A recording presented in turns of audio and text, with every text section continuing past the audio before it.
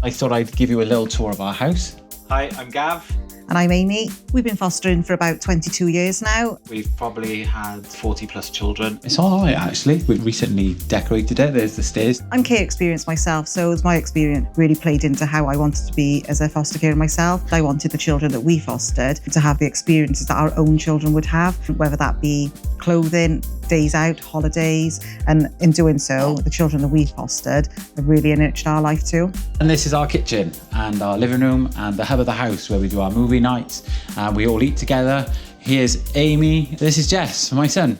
One of the things about our house is that we have a lot of animals. For example, the really angry cat here, Fu Minchi is. We have Gary the tortoise. We have Mally, our very excitable dog. Outside we have 2 chickens. We're a very busy household, so if you like getting involved in sports activities, having friends over, then this is the place for you. Sometimes on a Sunday we'll go and walk one of the mountains and the waterfall walks we like, don't we? Especially in the summer because the kids love jumping in there and swimming. But there's no pressure because sometimes people just want to stay at home and chill.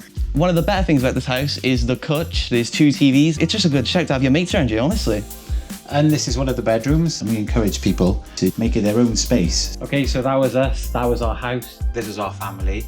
Having something like this would have really helped me as a young child. Being able to see where I'm going probably would have alleviated some of my worries. So I hope it does that for you. And I hope it's given you an insight into actually what fostering truly is. It's about making an impact and making a change on everybody's lives.